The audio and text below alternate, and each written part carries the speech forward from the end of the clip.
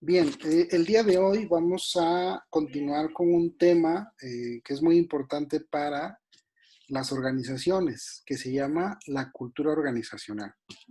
La cultura organizacional la vamos a definir como las características distintivas que hacen que podamos diferenciar el comportamiento de una organización con otra. Cuando hablamos de comportamiento de la organización, nos referimos a que siempre en un grupo, de un equipo de trabajo, una organización, una institución, siempre hay cierta compatibilidad que hace que las personas dentro de un mismo grupo de trabajo tengan comportamientos parecidos y tengan creencias parecidas.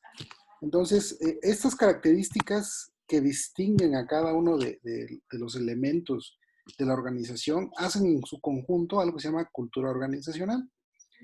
Entonces, así como nos podemos diferenciar de repente como país, o nos podemos diferenciar dentro del país como estado, o nos diferenciamos como una ciudad, que tenemos distintas formas de creer, distintas formas de hablar, distintas formas de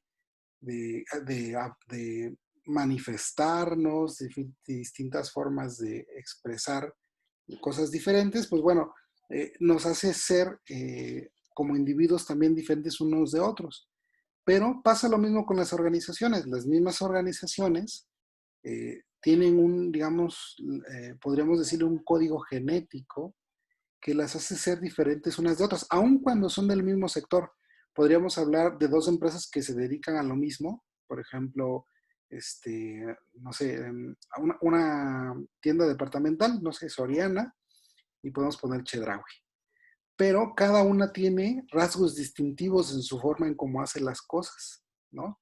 Entonces, eso que las diferencia se llama cultura organizacional. Vamos a ver algunos elementos importantes, ¿no? Dentro de los elementos más importantes de la cultura organizacional, pues están los valores, los hábitos, usos y costumbres, códigos de conducta, políticas de trabajo, tradiciones y objetivos, que regularmente cuando un grupo empieza a fomentar este tipo de características dentro de su entorno, la van pasando de generación a generación.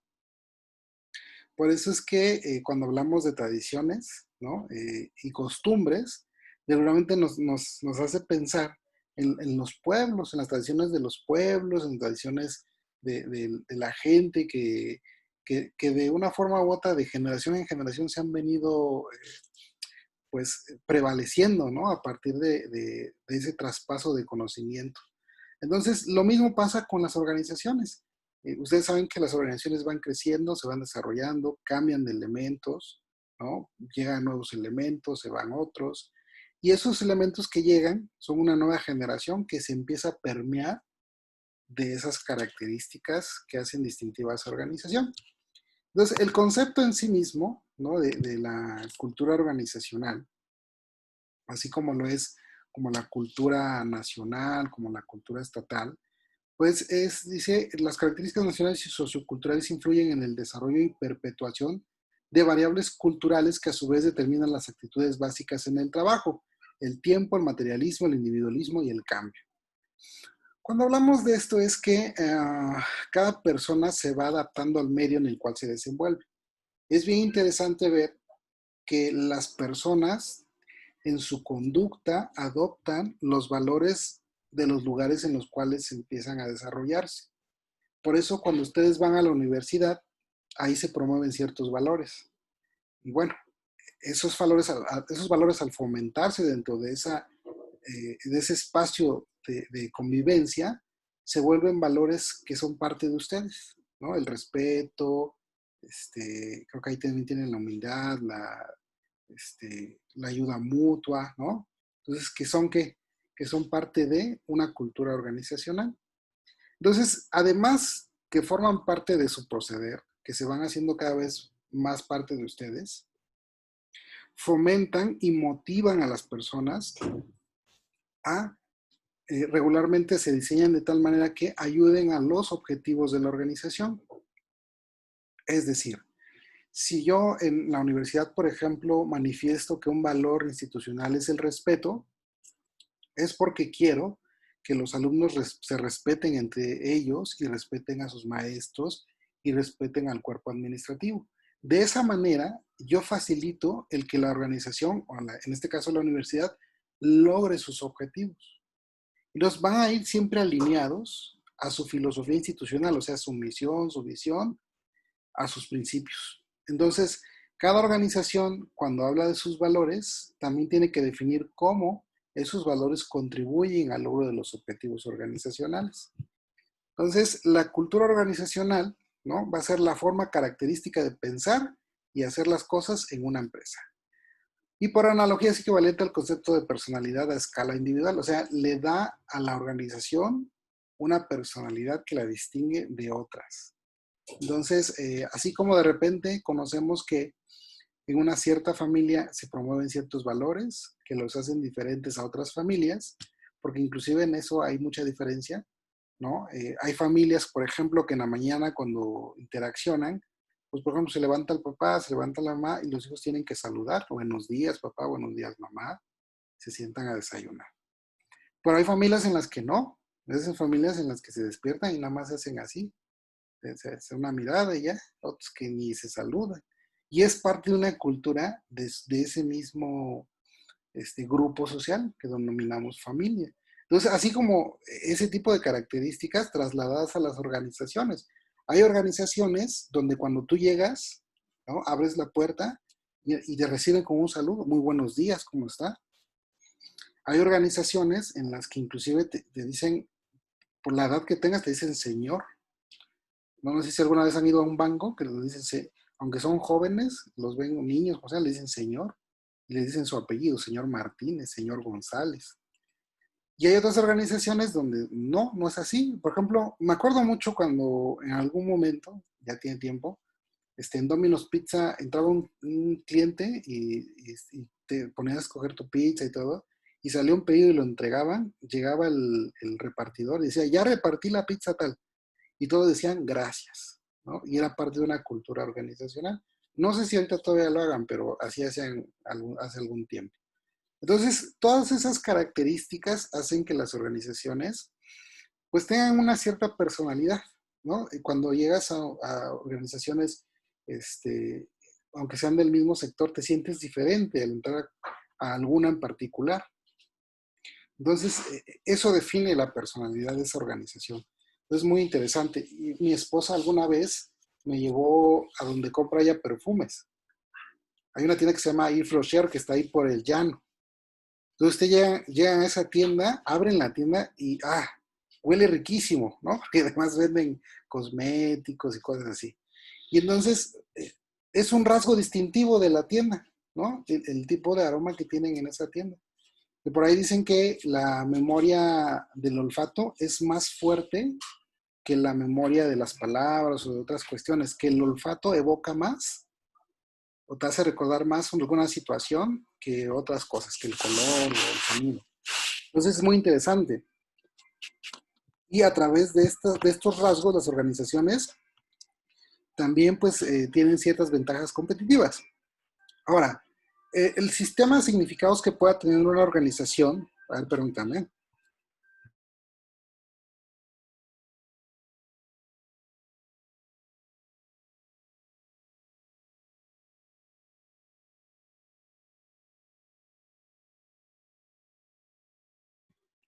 Bueno, entonces le decía, el sistema de significados que tiene cada organización también depende mucho esto de cómo se van a ir transmitiendo los mensajes en la organización.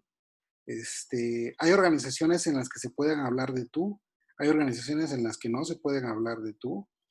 Entonces, hay organizaciones que ocupan diferentes títulos para poderse comunicar unos con otros, ¿no? Cuando contestan el teléfono, es un tipo de lenguaje el que utilizan. El tipo de información que manejan en las paredes, cuando ponen un póster o cuando ponen un anuncio, tiene un cierto cúmulo de códigos de lenguaje que los hacen distintivos, ¿no? Entonces, por ejemplo, ahí en la escuela, ¿no? ¿Cuál es el lema de la escuela? Es principio de excelencia, ¿no? Entonces, principio de excelencia, donde quiera escuchas esa frase en la escuela. Y es distintivo de la Universidad Mundo Maya, por ejemplo. Entonces, nos va eso creando también algunas formas de responder inclusive a los problemas y también puede generar la cultura organizacional o puede incluir los tabús, las costumbres y usos y sentimientos colectivos. Por ejemplo, en ciertas organizaciones puede haber sentimientos contra algo muy en específico. Por ejemplo, hay organizaciones de defensa de los derechos de los animales, ¿no? Entonces, por ejemplo, ahí ese es un valor compartido en una organización, ¿no? Donde la mayoría de los que están ahí pues creen en esa parte de una filosofía en la cual el bienestar de los animales es muy importante.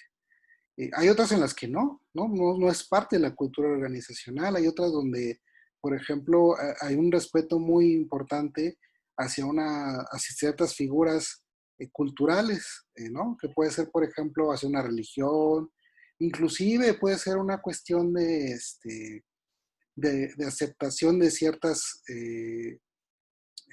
ciertas características de sus propios elementos. Por ejemplo, hay organizaciones donde no aceptan a gente con tatuajes. Hay organizaciones donde no es importante. Hay organizaciones donde te hacen un test o te hacen un estudio donde determinan algunas cosas de tu perfil psicológico y si no estás dentro de un margen, pues te rechazan. Hay otras en las que no te hacen eso. Entonces, forman parte de, ¿no? Y entonces esta cultura, como les decía, se va transmitiendo de miembros a miembros, ¿no? Desde los que están en las posiciones de gerencia, de jefes, de coordinadores, esa cultura se va permeando. Y ahorita hablamos de cuestiones positivas, pero también puede haber de cuestiones negativas. Puede ser que, por ejemplo, hay organizaciones donde tienen muchos problemas de comunicación, que no se comunican de forma adecuada. Hay organizaciones donde impera un clima de competencia desleal, por ejemplo. Hay organizaciones donde hay mucho chisme, ¿no? Entonces, no son solamente características buenas, sino son las características que distinguen a ese grupo de trabajo. Entonces, van formando parte de la identidad de la organización y cuando alguien entra a trabajar ahí, los va adquiriendo por la misma interacción que tiene con ese grupo. Ahora, la cultura tiene algunos rasgos importantes o características que hay que comentar. Tiene el rasgo de la universalidad. Para que un rasgo se considere cultural es necesario que sea compartido y aceptado por todos y por la mayoría de los miembros de una sociedad. Entonces, algún rasgo que nosotros tengamos en una organización debe ser aceptado por todos. Si no, no es parte de la cultura organizacional, puede ser una ideología, ¿ok? Pero no tiene esa característica. Debe tener también el rasgo de la naturalidad, ¿no? Es algo que se da de forma natural, no se discute, no hay otro tipo de aseveraciones en contra de, sino que se da de forma natural. Entonces, la persona solo se da cuenta en su forma de actuar cuando alguien más se lo dice, ¿no? Es que tú tienes esto distintivo. Y regularmente no nos damos cuenta de esos rasgos que nos distinguen en muchas formas. Entonces, a veces no lo reconocemos. Y tercero, tienen además el rasgo de ser útiles o tienen el rasgo de la utilidad. ¿Por qué? Bueno, la cuestión de utilidad tiene que ver con que moldea el comportamiento de las personas, ¿no? Entonces, cumple con una función de guía acerca del comportamiento de las personas, por ejemplo, en lo que les decía hace rato, ¿no? De la universidad, bueno, pues yo fomento el respeto, pero es una idea que va moldeando el comportamiento de los alumnos a que cumplan con esa característica. Entonces, es muy importante para las organizaciones que estos elementos de la cultura organizacional ayuden a que logren sus objetivos. Siguiente característica es dinámica porque es práctica, ¿no? La función es estrictamente práctica y tiene una característica muy interesante que es que la cultura va respondiendo también un poquito al contexto en el que se va desarrollando la propia organización. Entonces, se vuelve dinámica. A ver, permítame otro.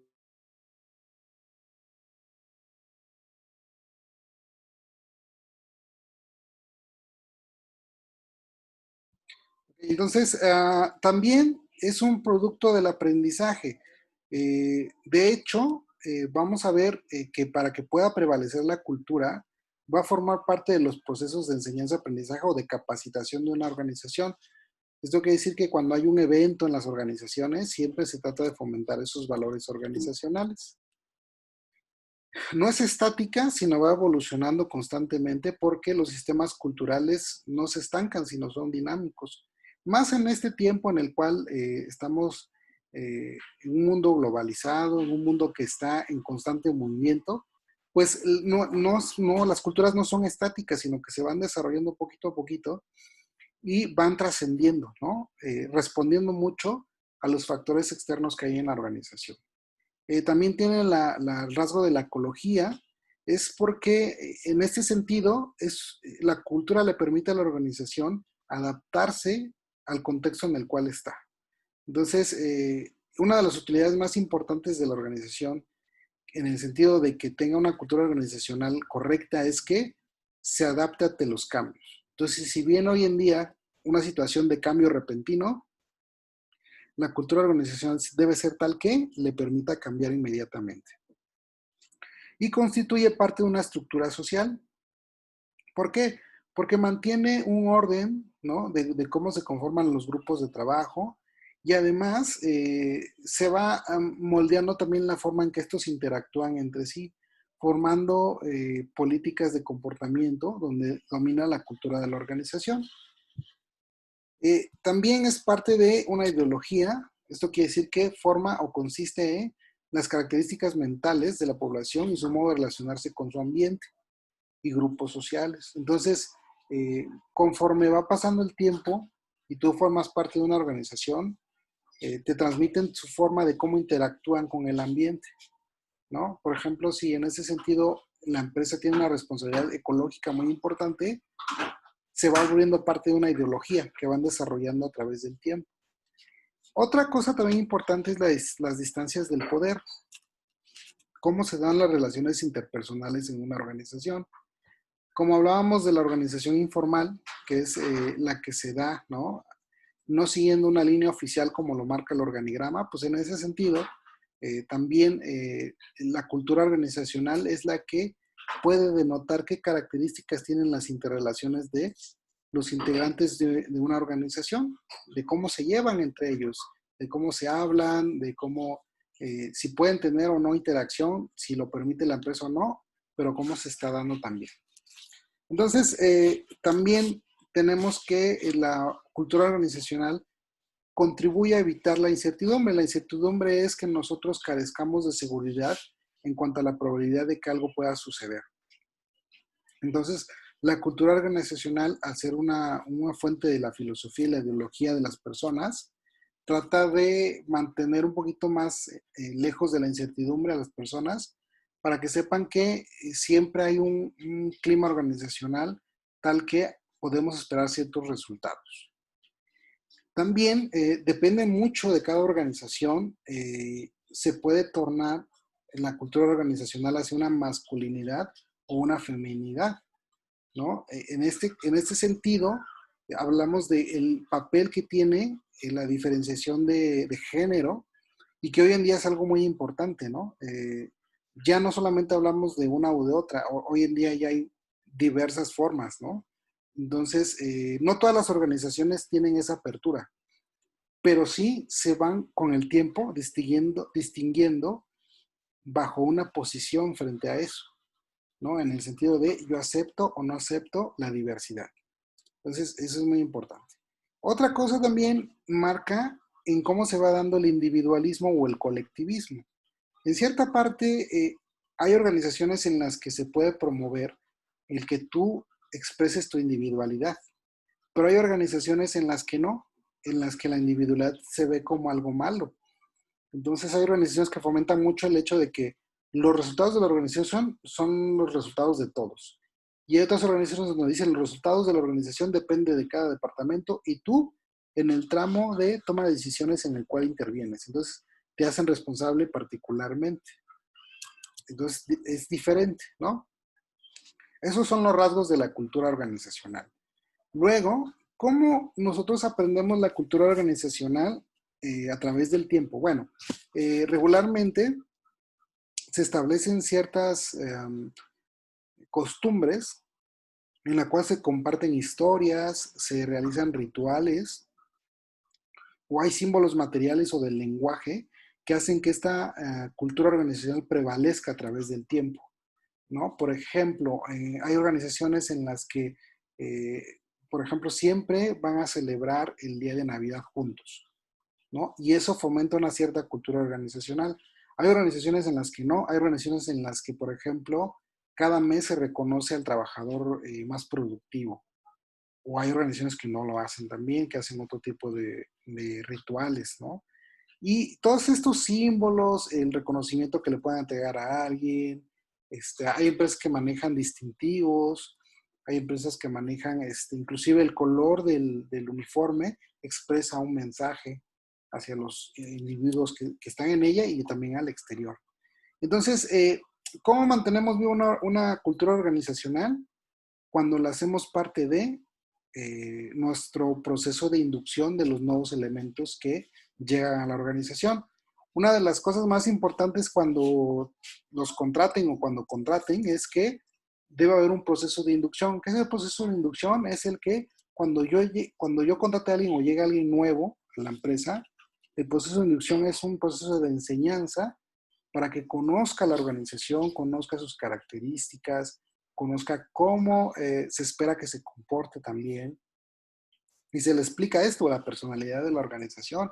En esta organización tenemos estos valores, nos comunicamos así, las interrelaciones se tienen que dar de esta manera, si quieres solicitar algo, se hace así. Entonces, los procesos de inducción son muy importantes. Aquí hay un ejemplo, dice, Disney contrata a personas con un perfil definido, jóvenes, solteros, sin defectos físicos visibles, más delgados que el promedio, más altos que el promedio. Entonces, hay ciertas características que hacen parte de, inclusive de la selección de personal y luego de la inducción de las personas. Entonces, eso es muy importante, ¿sale? Desde el que yo voy a seleccionar al personal, debe cumplir con ciertas características que sean adecuadas a mi cultura organizacional y luego el proceso de inducción también va a ser muy parte. Bueno, va a ser muy importante, perdón. Ahora también por socialización. Regularmente en todas las organizaciones hay momentos para socializar entre empleados unos y otros, de tal manera que este tipo de socialización lo que pretende es fomentar su propia cultura organizacional. Entonces, a veces se hacen eventos oficiales, reconocimientos, o simplemente una comida de trabajo, ¿no? Donde regularmente ahí vamos a encontrar características distintivas de esa organización en los grupos sociales. Ok, hasta aquí, ¿alguna duda, pregunta o comentario respecto a la cultura organizacional? No, profe. ¿Vamos bien? Ok, perfecto. Muy bien. Muy bien, ok. Bien. Ahora, eso, hasta ahí terminó la parte de la primera unidad de nuestro temario que se llama la organización. Vamos a pasar a la segunda parte que se llama organigramas. Entonces, si no tienen preguntas o comentarios de esta parte, voy a pasar al siguiente tema. ¿Vale? Entonces se llama organigramas. Bien. ¿Alguien me puede decir qué es un organigrama, por favor? Es una gráfica en donde se distribuyen los distintos niveles de jerarquía, bueno, de jerarquía entre el personal de una empresa. Así es. Representa los niveles jerárquicos de una empresa. ¿Qué más? ¿Alguien más?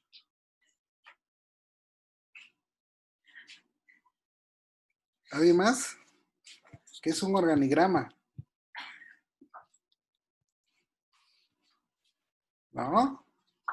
Sí, Pues como lo dijo la compañera, es una estructura de una empresa, cómo se conforma desde el jefe, el subgerente y cómo se va desglosando los puestos en cada puesto. Perfecto, muy bien, Johnny, gracias. Perla, ¿quieres decir algo? Ok, bueno. Ok, sí. El organigrama es más que nada una representación gráfica de cómo está estructurada la empresa, ¿verdad? Así es una representación gráfica de cómo está estructurada una empresa. Ahora, hay que diferenciar dos cosas muy importantes. Espero que estén tomando nota porque luego les pregunto y entonces es importante que vayan tomando nota, acuérdense de la clase. Una cosa es el diseño organizacional y otra cosa es la estructura organizacional. El diseño organizacional es que nosotros vayamos haciendo la departamentalización de la empresa o la división del trabajo. ¿Qué quiere decir eso?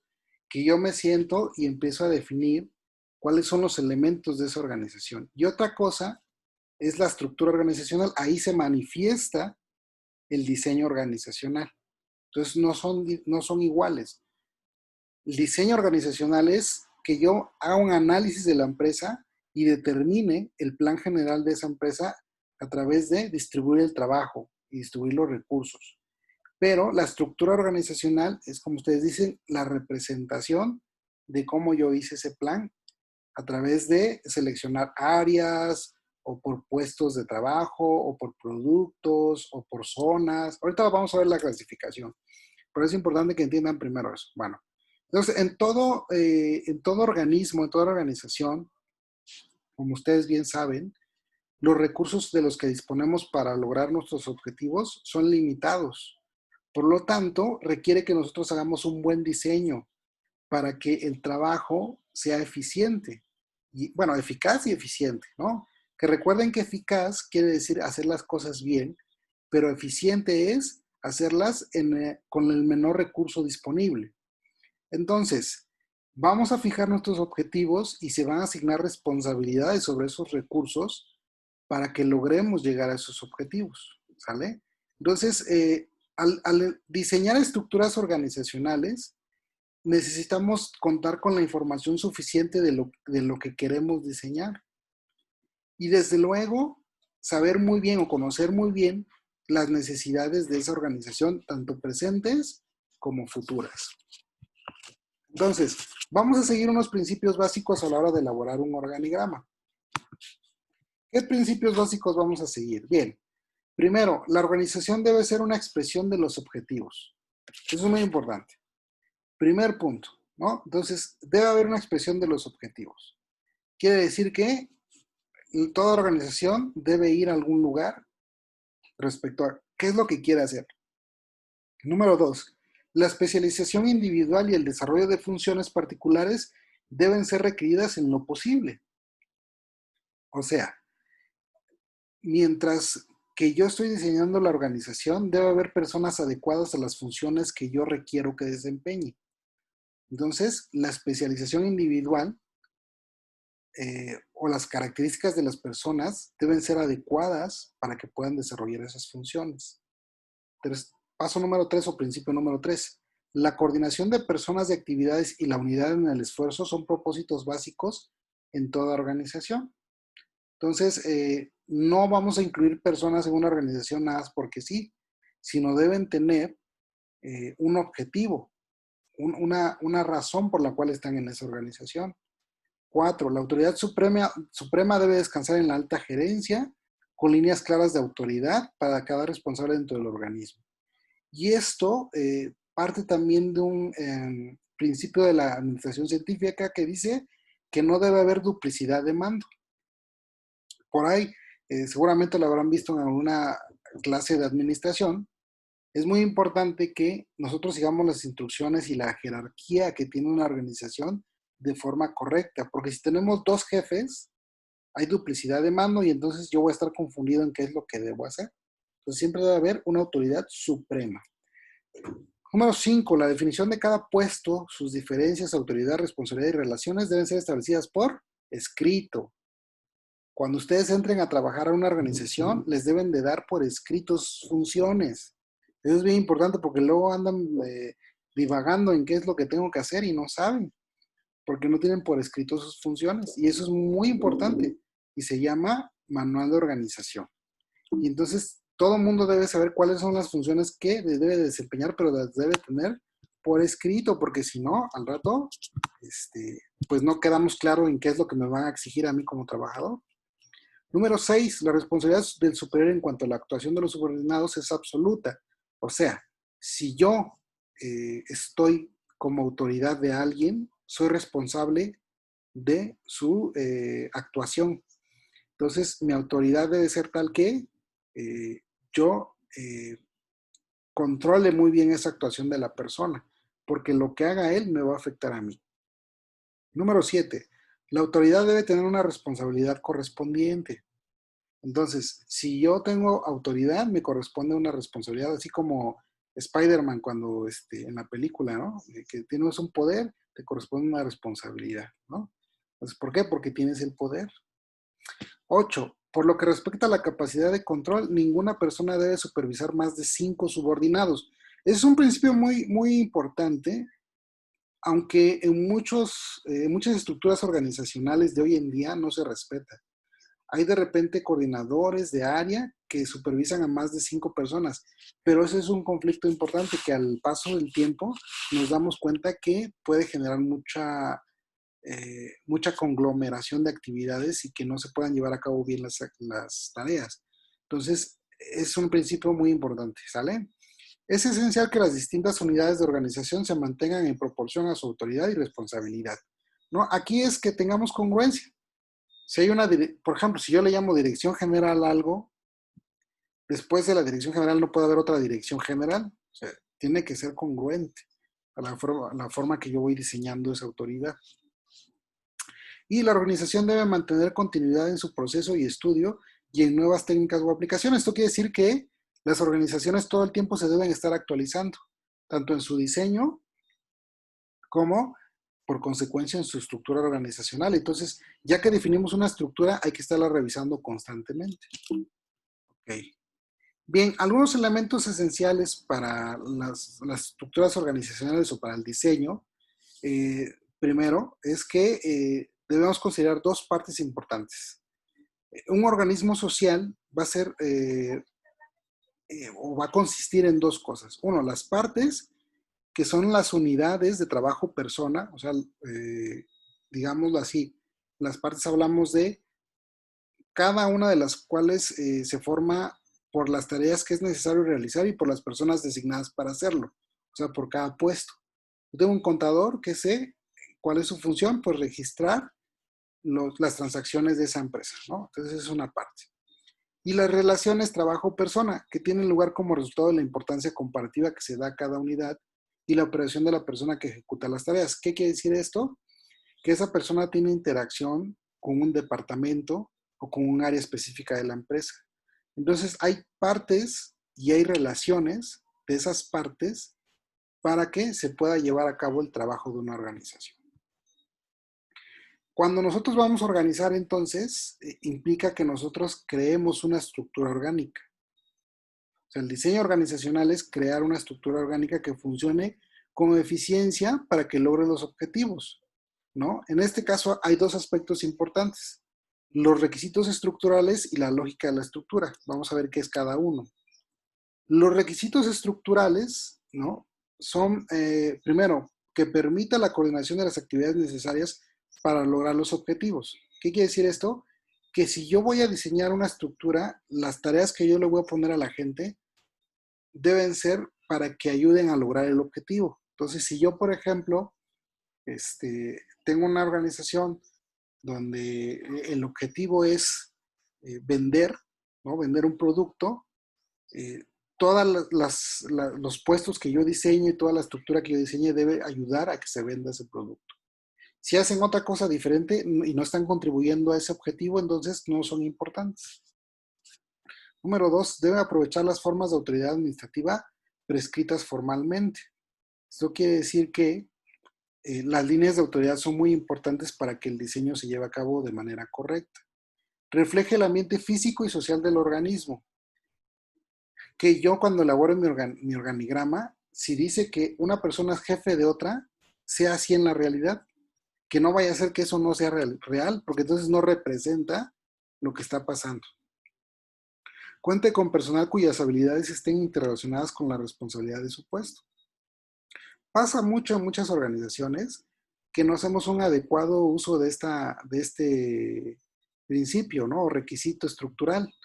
Las personas que están en un puesto deben tener las características ideales de ese puesto.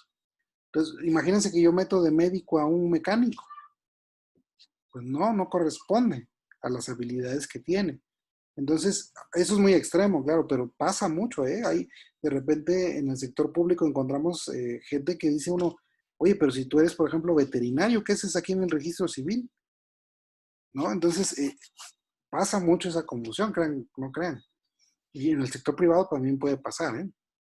Entonces, la lógica de la estructura es que nosotros determinamos muy bien los objetivos del organismo y a través de esos objetivos también debemos definir políticas y procedimientos, o sea, de cómo se van a hacer las cosas.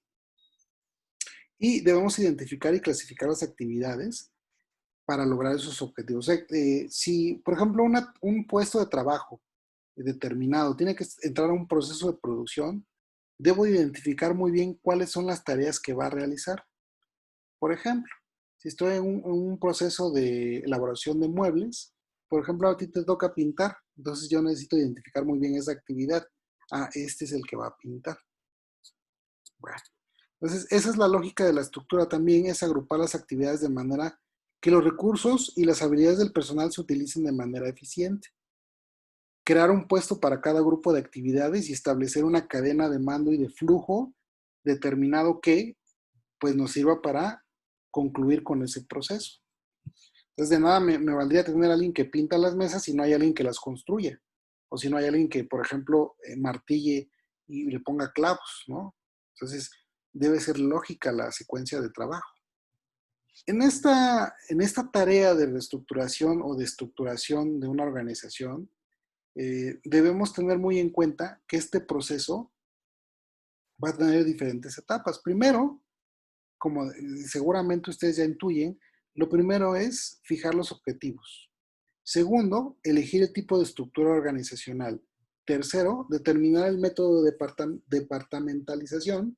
Y cuarto, elegir una estructura que proporcione óptimos resultados. Vamos a ver cada una de estas, pero este es el proceso para elaborar una estructura organizacional, o sea, un organigrama. ¿Sale? Es muy importante. Vayan tomando nota de esto, porque son diferentes etapas que ustedes tienen que llevar a cabo. Bien. Si yo voy a elaborar entonces un organigrama, lo primero es fijar los objetivos de la organización.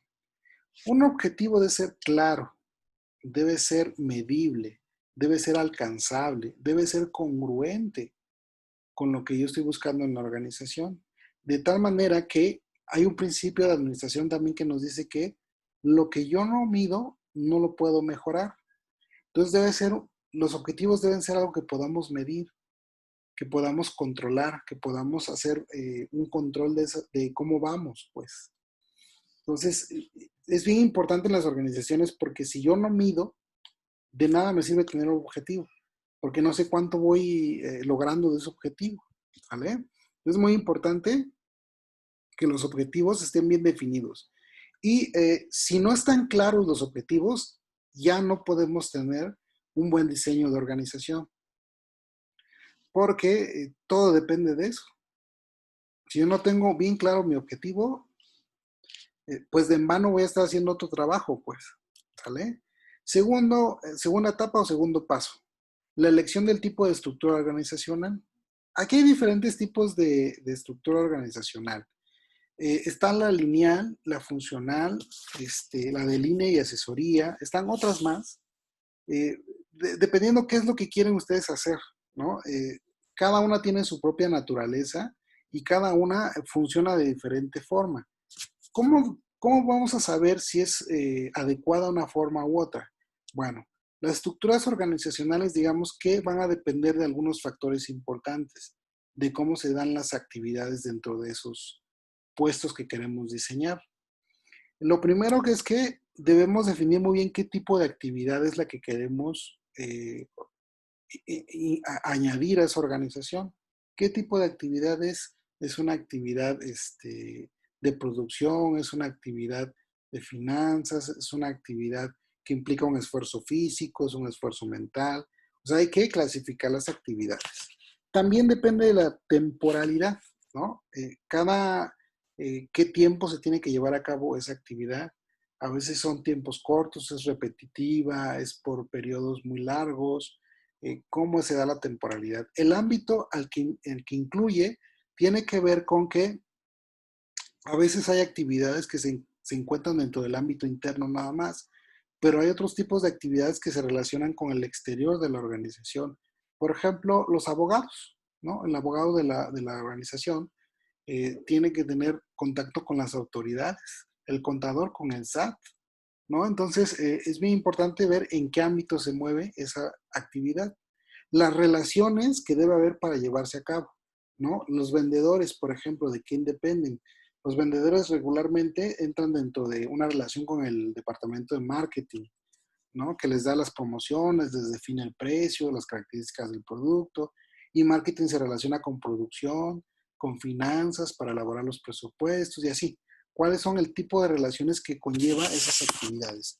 Y por último, los recursos de los cuales necesitamos disponer para ejercer esa actividad, ¿no? Recuerden que hay recursos materiales, recursos humanos, hay recursos de organización y hay recursos financieros. Entonces, ¿de cuál de esos le corresponde? Paso número 3.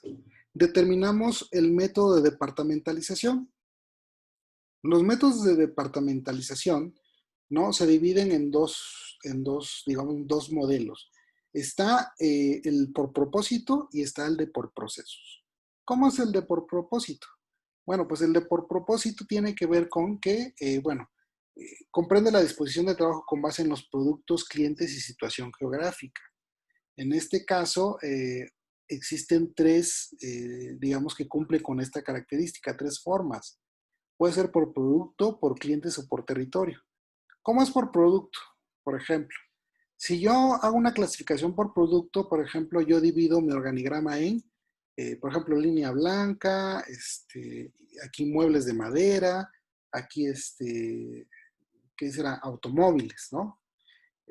O por ejemplo, como las tiendas departamentales, ¿no? Abarrotes, salchichonería, ese es por tipo de producto.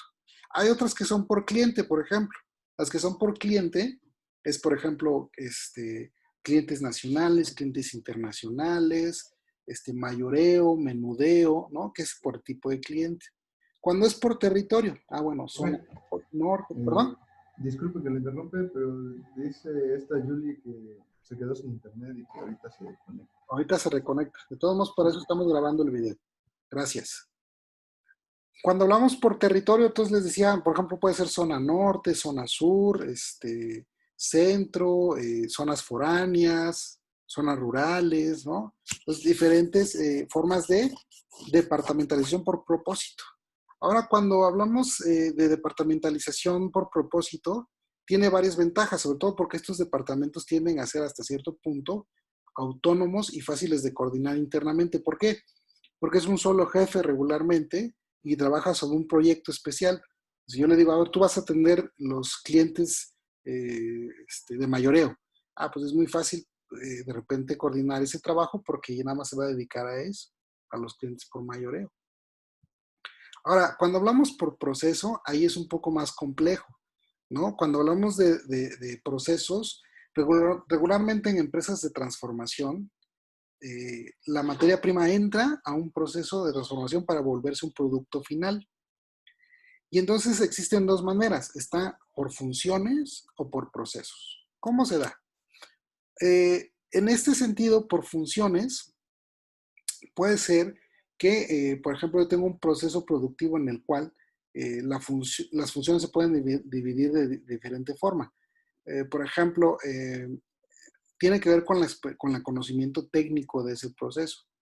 Entonces, en ese caso, si fuera por función, ¿no? Por ejemplo, tú eres el soldador, tú eres el que pinta. Entonces, los departamentos se van conformando así.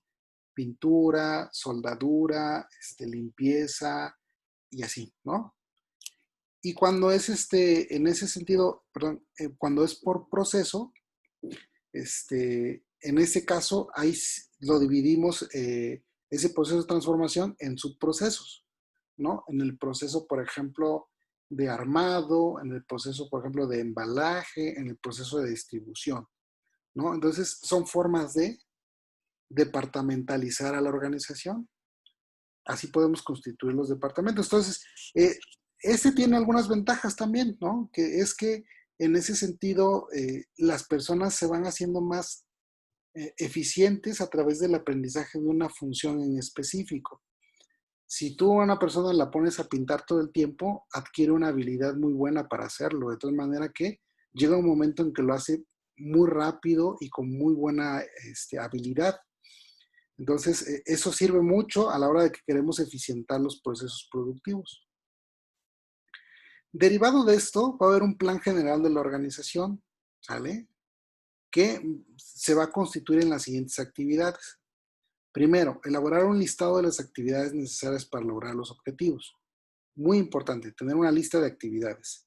Agrupar tales actividades por su similitud.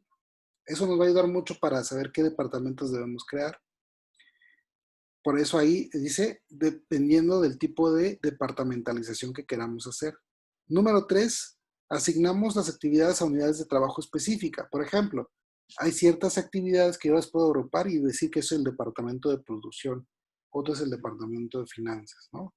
Definir los deberes, responsabilidades y autoridad de cada unidad de trabajo, que quiere decir que cuál va más arriba, cuál va más abajo, cuál manda a cuál.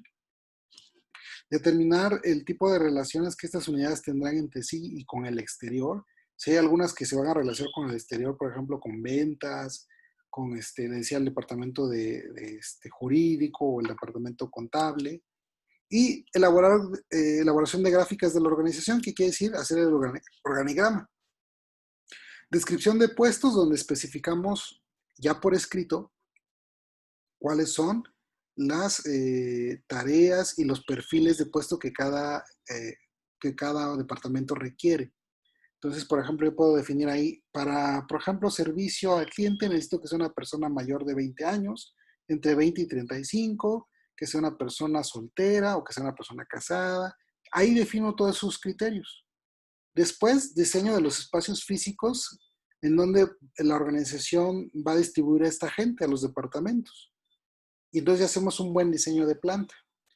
Diseño de sistemas y procedimientos administrativos, quiere decir, elaboramos un manual donde escribimos cómo se deben hacer las cosas.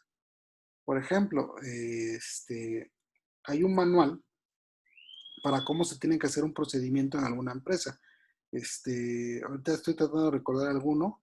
Por ejemplo, ahí en la universidad seguro tienen un manual de inscripción.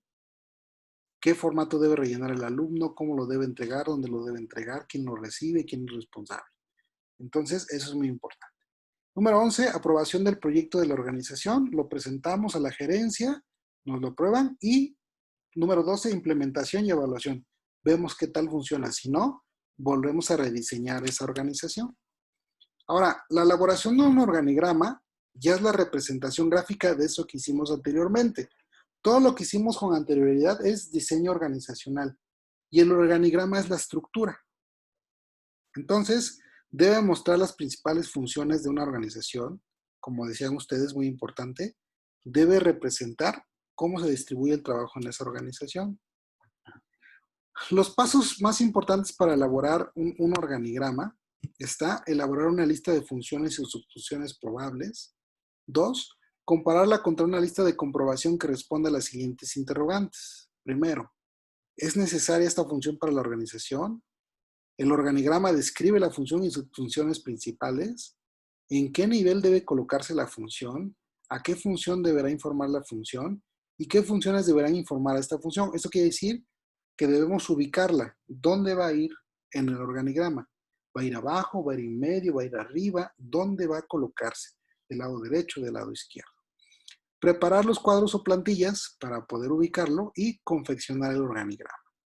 Entonces, hay diferentes plantillas, ¿no? Hay diferentes formas de hacerlo. El contenido siempre debe ser más o menos el que está aquí, los puntos que vamos a decir. Debe haber un título y descripción de las actividades, o sea, nombre del organismo y la función que se define. Entonces, si es un cuadrito, ahí le ponemos, por ejemplo, Departamento de Recursos Humanos, ¿no? A veces se le pone el título de la persona. Lugar y fecha de elaboración, muy importante porque hay que ir actualizándolo.